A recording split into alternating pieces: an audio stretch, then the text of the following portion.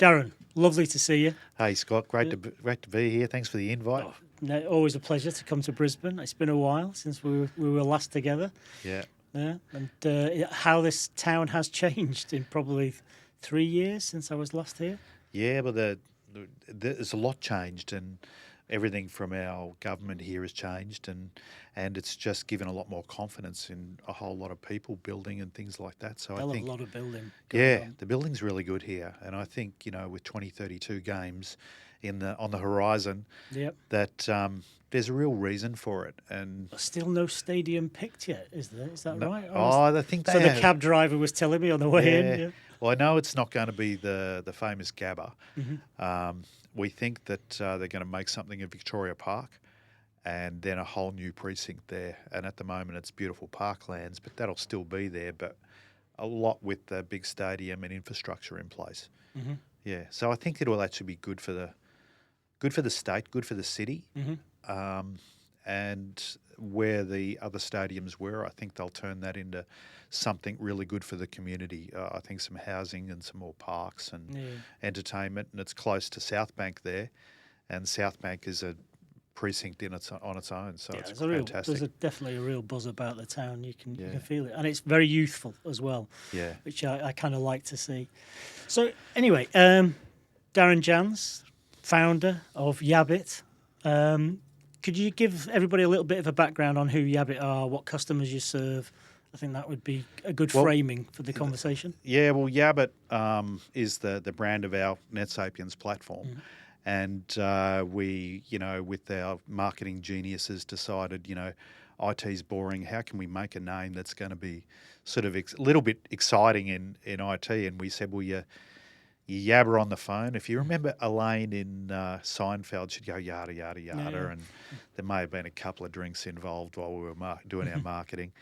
And we said, well, we yabber. And then it's IT, Yabbit. Oh, let's create a bunny rabbit as well. And let's give it an animation and a mascot and everything. So that's how we brought about Yabbit. And I got that and wanted to build it after doing traditional suppliers and manufacturers for many years. And it was everything from Samsung, Panasonic, NEC, Cisco, Avaya, Alcatel, and more. I think Siemens and a few others are in the mix there over the years.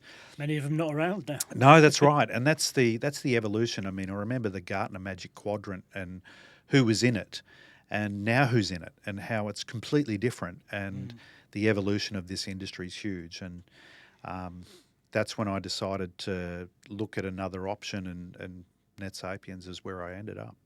And in terms of the customers you serve, small, mid-sized businesses, enterprise, government? Well, funny enough, the platform fits anything, and we've really focused on the solution side, so really pushing the functionality of the NetSapiens rather than keeping it quite vanilla. And so we've got a lot in health. I mean, hundreds of medical clinics and whatnot in health. We've got a lot in manufacturing, in sales and the auto industry, the professional industry, especially with the transcriptions and things like that in the legal side. So it's sort of every sort of areas, but I'd say the more than 10 user up to a few thousand users. So a really good sweet spot of nice business.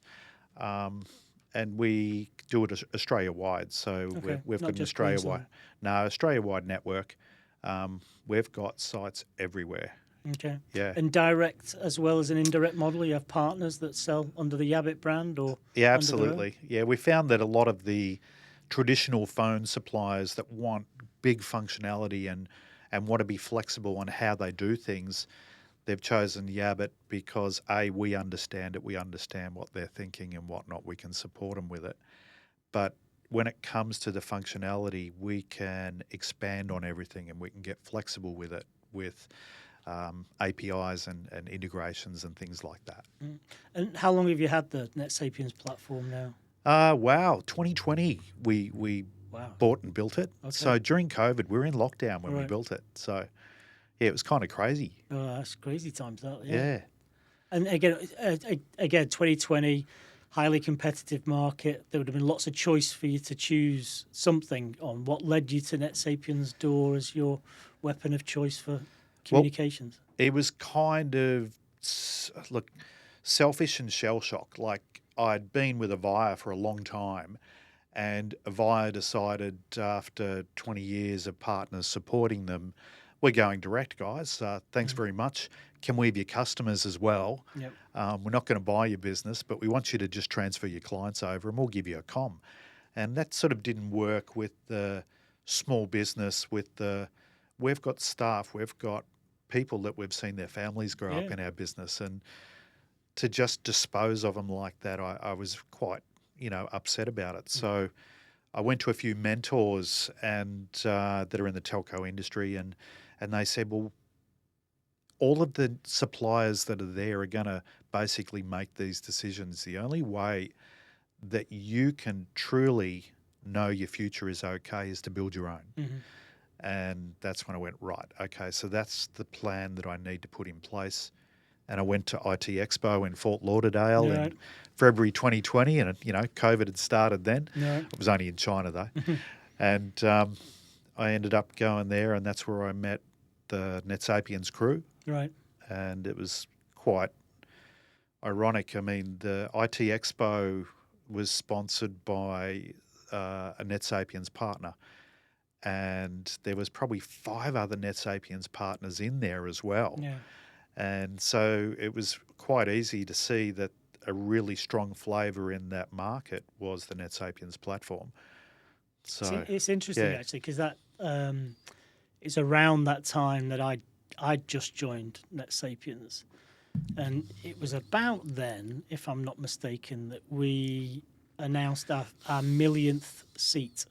Yes. And we're just past 7 million now. So and it took us probably 18 years to get to 1 million seats, and less than 6 years later we added on another 6.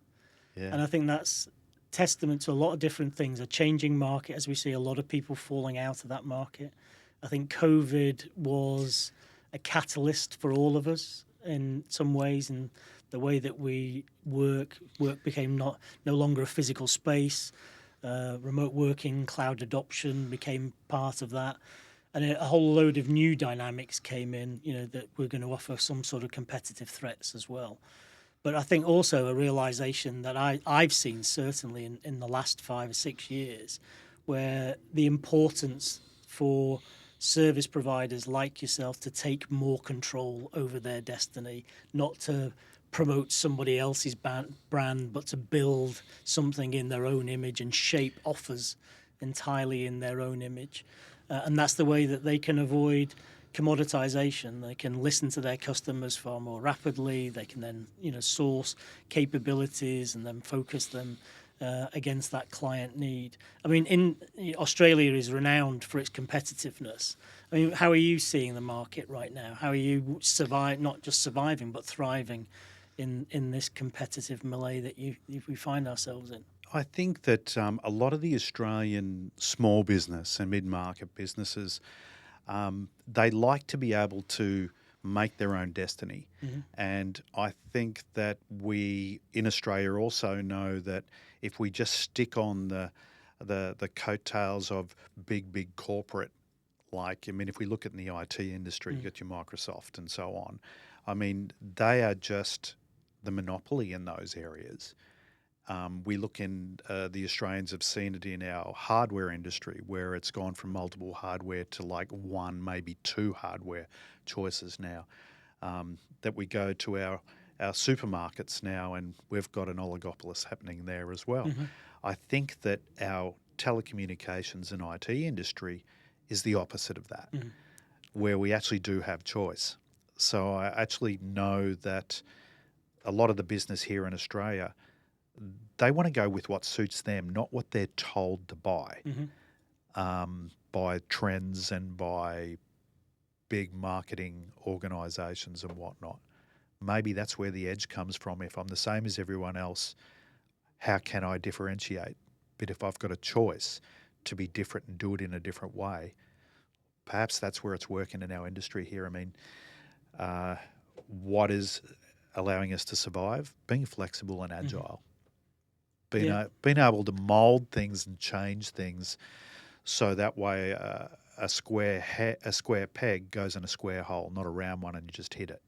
Yeah, I think You know, so. And I think that I know your dev team works very closely with our organization, utilizing the APIs and building your own unique capabilities and services into the stack itself. And I think that is absolutely the direction of travel now. It's, when we were having breakfast this morning, just talking about AI and how that's going to affect the business. I mean, my personal belief is it's going to be the renaissance of voice. It is AI. I think we're, as a species, predisposed to talk and communicate. It's taken us millennials to have this kind of nuanced conversation. And I think the advent of being able to get AI to interact with us almost in a kind of human way is going to bring, effortless communication to very complex needs. And I think with the right systems and the right processes, but we were talking about what the challenge is of actually delivering that. It's not so much the technology any longer in terms of the stopper of delivering those layers of value, but it's much more nuanced. That, did you want to build on that as a conversation? Yeah, well, I think that one of the things that you said, I remember, was garbage in, garbage out. And let's talk about that because with the AI side of things, AI is great, but it's only with the knowledge and the training and how you set it up. And the really good thing with the new products is that we can wizard that now with knowledge. So AI can wizard the knowledge to input, to create the prompt, to allow it to be smart. Now, that's where we take the old school, if I can go to the voicemail, the auto attendant and whatnot, where it can't be a concierge. It can't actually help. It's not conversational. What did I say? The myth is that AI is going to make it impersonal. Well, actually, no. It's actually going to create and make relationships with organisations deeper. You've been really able to help me. I thank you for that. Hey, the AI was empathetic and it was lifelike and it was likable. And you know what? You answered it after hours and you dealt with my scenario. Wow, that's incredibly helpful. Yeah. You've just taken that off my plate. I actually feel less stress and anxiety now because now you can deal with me anytime. I think AI in that way is fantastic. And with the APIs that we can draw on, we can actually make it smarter. I mean, I showed you the coaching tool where we grab the beautiful transcription we get out of the NetSapiens and we pull it out and then we ask an AI agent to look at it, grade it, rate it, give advice. Yeah, and I loved the idea of yours about getting specific verticals as well. So getting subject domain knowledge around, say, estate agents or real estate agents, allowing the AI agent to digest that and then score it against it. So you can not just create receptionists, general receptionists, good quality call handlers, but quality handlers that have got specific subject matter domain experience as well. So making it and then scoring them against that, I think that's a superb opportunity.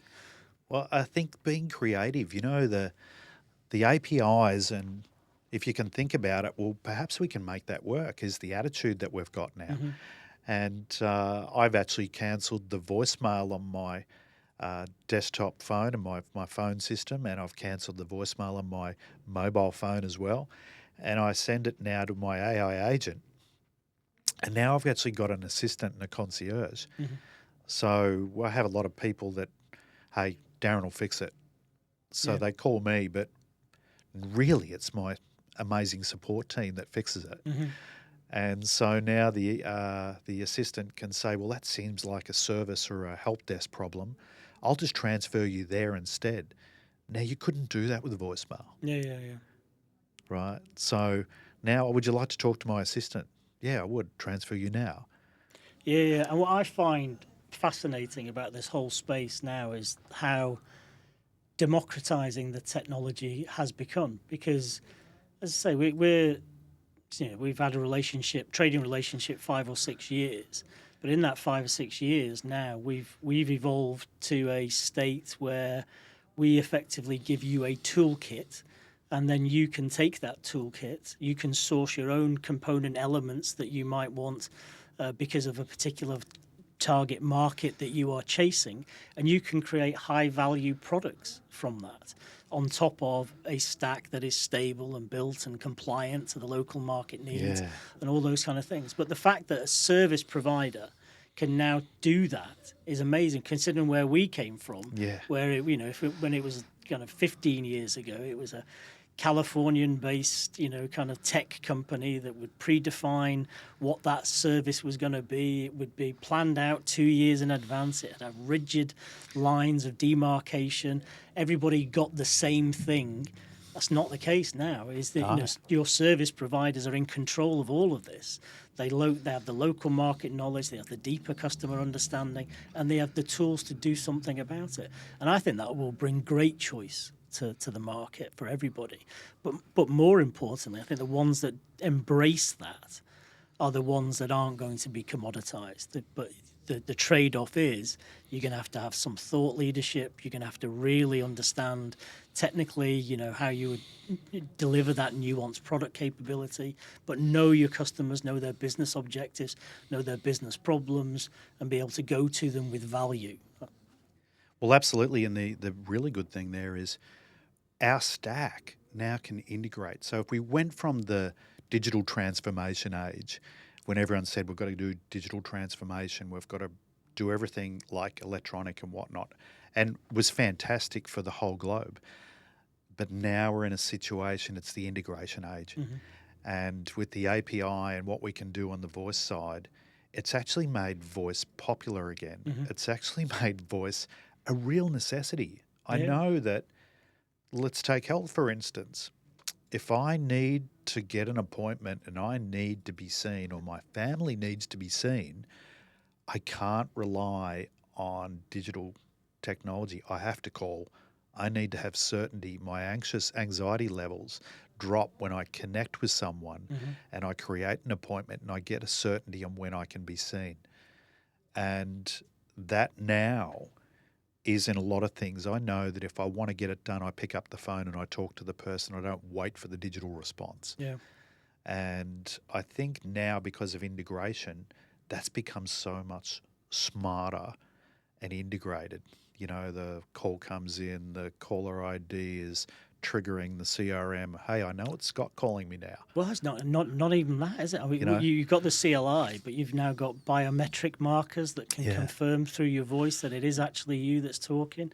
And when you think about those healthcare pinch points, that kind of Monday morning, people's prescriptions have run out over the weekend. There's only one person on reception at that time, but you've got 100 people calling in, a lot of which are for mechanical prescription rewrites, or, something has been lost, or whatever they would be, and they just need to get hold of. They don't need to tie up a doctor, but certain things could be done administratively as long as there are the right checks and balances in place.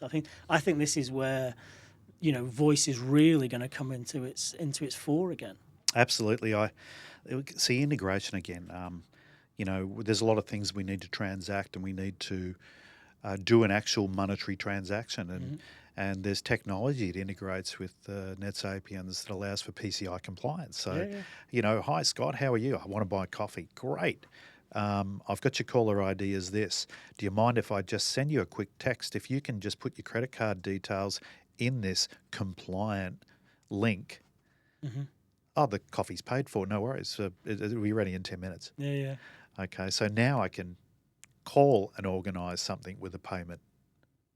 Right. So integration again. Now, without that API that's live right now, integrating with your particular systems and whatnot, you're actually a little bit behind.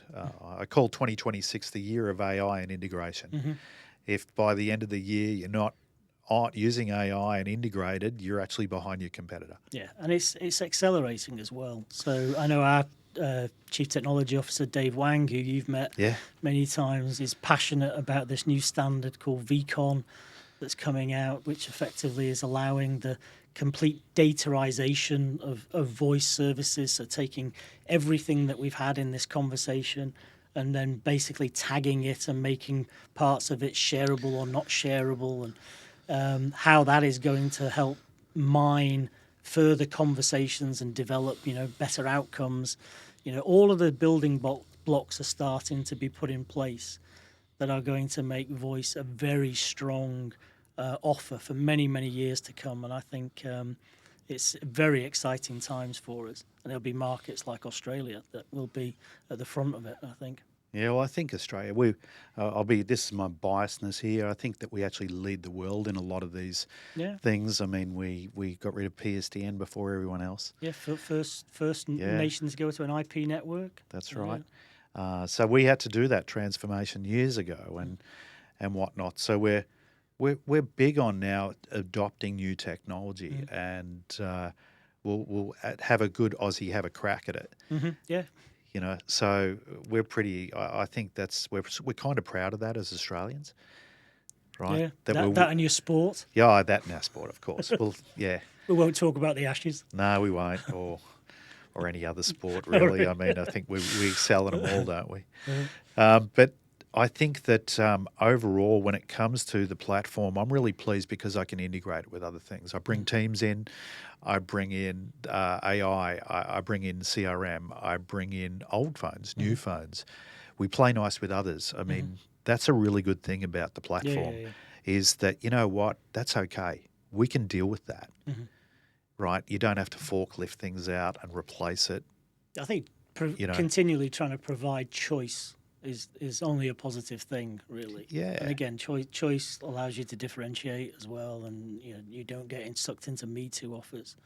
When you look at our industry as a whole, it has had a layer of arrogance to it, hasn't it? Where it has, as you said, it's pre-described what it thinks. So normally it would be a Californian technology business that decides a small to mid-sized business in Queensland, Australia, needs to have these sets of features and functionality in this pre-described way in a very rigid manner.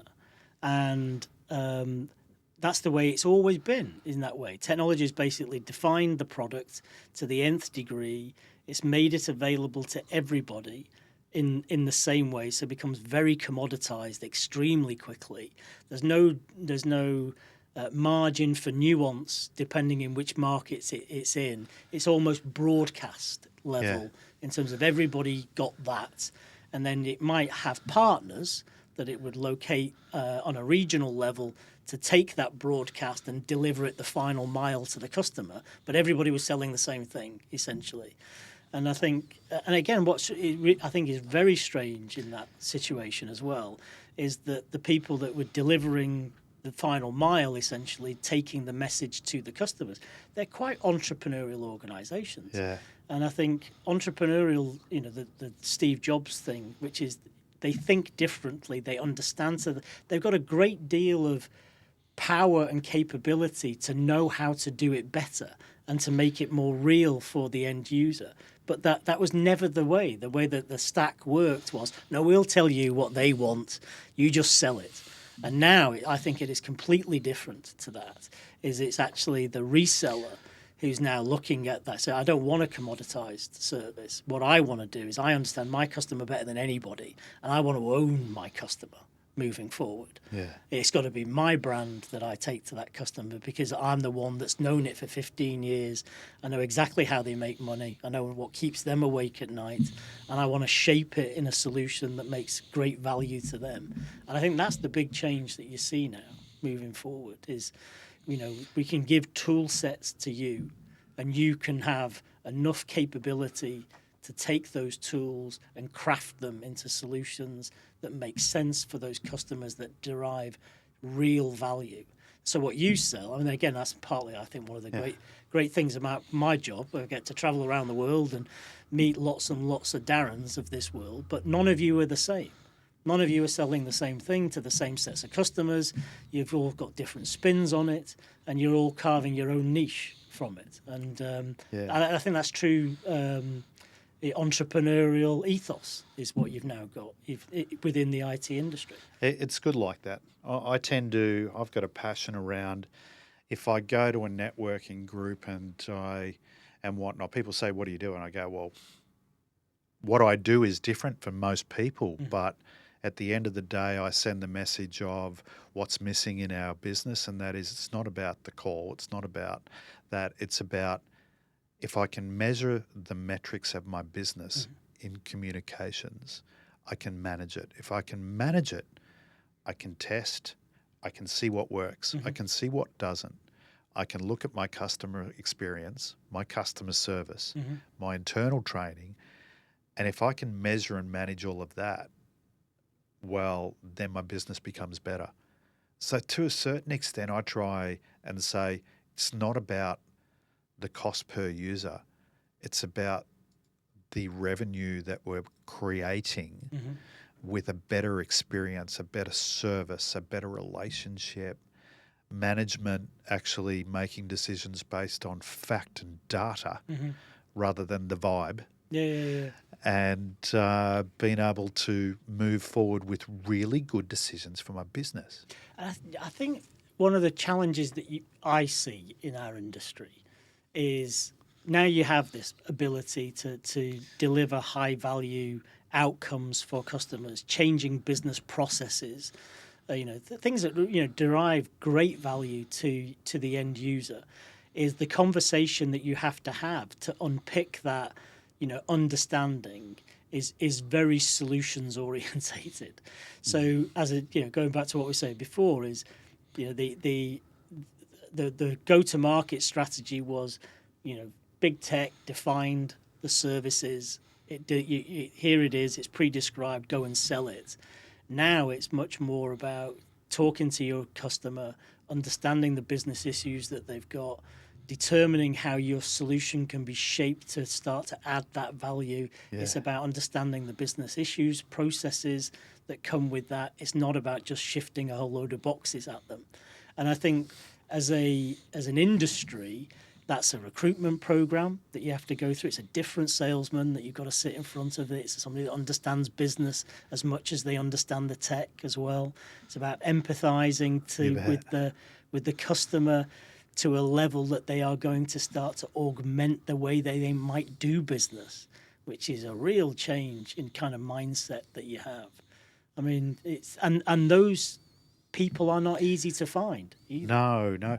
The thing that I'd really like to see, and that is that the C-suite looked at what the communications platform can actually achieve in their strategy, in what they're delivering, how they're delivering, and how they could deliver it. It's not just an IT endpoint anymore. It's actually an integral part of their strategy. I think the marketing department need to have a decision in the communication side. I think the HR department as well, because now with the various transcriptions and sentiment and the way that AI can look at a call now and actually work out where's our governance risks and things like that, there is just so many areas that the C-suite need to therefore mould what we actually need and then instruct IT on what they're looking for. A lot of the time it's been the cart, right, that's come before the horse. Right? And I certainly think that if you bring that into the decision making, wow, I can measure it, I can manage it, I can take the data and make some really good things. I mean, I'll give you an example, Scott. If a medical centre or an organisation with multiple sites was receiving 5,000 calls a day, and because they do, I can tell you that one of the people that I deal with at the moment by now would have received about 8,000 calls. Right? Now, there's a whole lot of places that the call doesn't get answered or people hang up. Now, each one of those calls is worth minimum $100 to a booking. Now, if I look at that, I'm looking at sometimes somewhere 20 grand a day worth of lost opportunity. So if we were to actually be able to measure our lost opportunity based on our communication system, we wouldn't be worried about how much per user it is anymore because we've just increased our revenue by $250,000 or $1 million a year. Yeah. On the marketing money I'm already spending, I'm not spending more. Right? I say, let's just squeeze more juice out of the same orange we've already paid for. We don't need to buy a new orange. Yeah. right? Yeah, I mean that's the thing. There are so many. There are so a mine of enormous data available in the conversations that happen in a business, and even the internal stuff Yeah, is, the amount of duplicated conversations that go on in large corporate businesses. I bet it's staggering, and that Department X doesn't know what Department Y is doing as well. And then if you could just corral that activity, the amount of outcome. I mean, you start to get into this kind of big brother side of it, don't you? Which is always everybody going to be listening to what is being said. But the productivity outcomes and improvements, I think, are going to be staggering moving forward.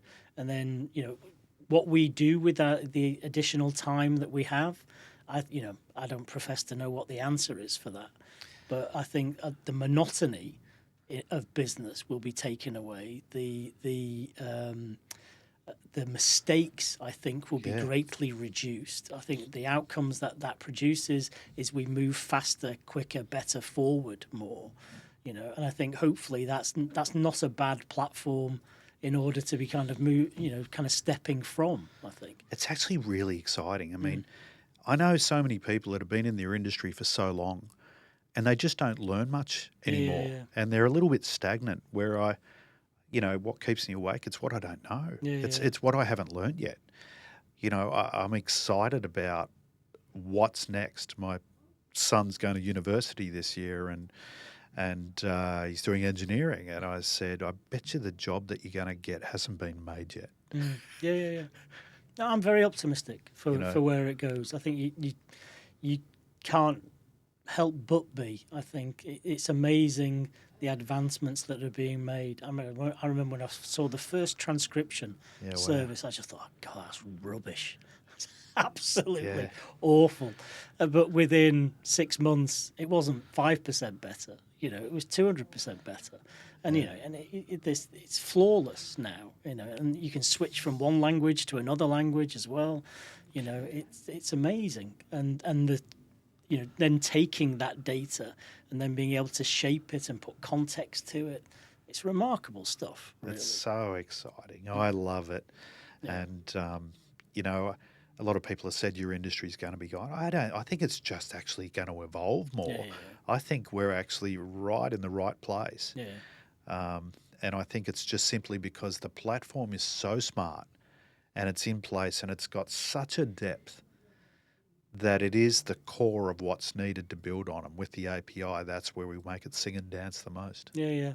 And I do believe in the democratization of technology, and I think if you can, like anything, if it falls in the hands of bad actors, bad things can happen with it. But I think if we can, what I know our executive and our technical teams do is they're passionate believers in the independent service provider, not big tech. It absolutely believes in that it's people like yourself around the world that have close, intimate, long-term relationships with customers. If we can give you the tools that allow you to be able to build and shape unique communication, solve challenges for your customers, innovation will naturally happen from that, and customers will benefit. And I think that's just a very positive thing. Yeah, like green and growing. Yeah. That's really good. Our platform, we do new feature upgrades, at least 4 times a year. And the new things that are coming out and whatnot are just fantastic. And wow, look at that. That was good. Didn't think of that. Yeah. And I think just those little surprises is really good, knowing that, if one of our customers gets on board now, their technology just evolves. Well, do you know the other thing that's going in their favour as well is that millennials are now the majority of the workforce, Yeah. and you've now got I guess Generation Z's underneath it. They are, I guess, where my generation might have been a little bit resistant to try new things. Certainly not the younger ones beneath as well. They will happily hop in, try it. Again, you've got to have a high bar in terms of capability, it's got to work when you put it in, when you deliver it out there. But they will try it and they'll see if it does, and if it fits for them, they'll continue to do it. But I think that's another thing that's making the things and making change and scale happening is just the different generations and the way they just haven't known anything other than technology. You know, they're so used to it, they just absorb it. I think that's where I'm going to say us as the generations that are a little bit older, if we give Just a them, little bit. yeah, just a little bit, Not much, not too much. We get to encourage them to try the things that they didn't know was actually possible. So they're going to take their mindset of technology and innovation and ours of trying new things that are outside the box in a completely different direction, and let's see how they can fit. And I think that's where our role is to actually say, that's really good. Let's add this flavour to it. What do you think then? And just watch their excitement as they grow. Yeah, put it in the right hands and stuff will happen. Well, it has been an absolute pleasure speaking with you. Yeah. It's wonderful to see everything going so well, and it's always a pleasure to come to Brisbane, particularly in February. Yeah. Compared to what it's like back home. Yeah. Yeah. Big orange thing in the sky. I wasn't quite sure what that was. Yeah, well, here it's sort of like Groundhog Day here in Brisbane. I mean, it's beautiful one day, perfect the next, you know. So we're kind of used to it now. It's certainly a special city for sure. Yeah. Darren. Thanks very much. Actual pleasure. Thank you. Thank you, Scott.